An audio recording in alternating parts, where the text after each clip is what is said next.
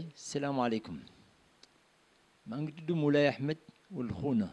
dëkk Matam Moulana di shérif di liggéey ci primature comme attaché au cabinet du premier ministre maa ngi way Tataguine bi ma defaloon Cheikh Modou Abdoulaye Fall Ndar dëbbaleen way wii Baye Modou dëdd na àdduna lii moo ñu am yàlla mi dëël aw yool ci lu mu santaane moo ko yërëm askan mi deele na ci Ndar ba Cheikh Modou Abdoulaye Fall far dem na demin gu rafet moom de def na la ko war ci ajag-jag la mag wax kuy bëree yaay daanu ku juddu faat kenn bawul xel ne doo dee waaye ku ne bëgg nga dee mu rafet yàlla buy sànni fet nit du ko pakku te du ko fet adduna mi ak jamono mi ngat-ngati noonu pamti-pamte suñu baay di xalifa Baay Faal te kenn mënu dingat darajam yee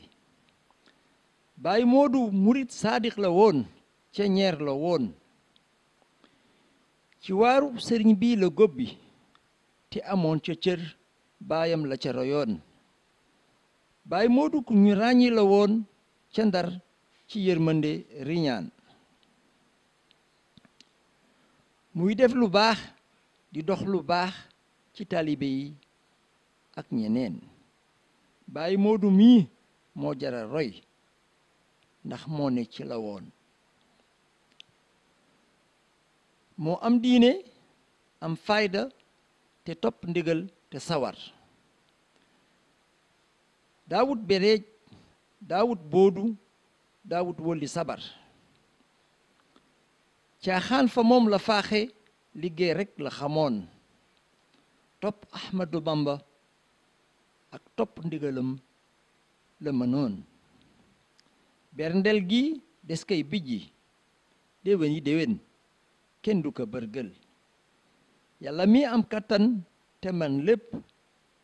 yàlla na ko teral ci àjjanam te yërëm nu ak moom ci darajay rasul wassalaam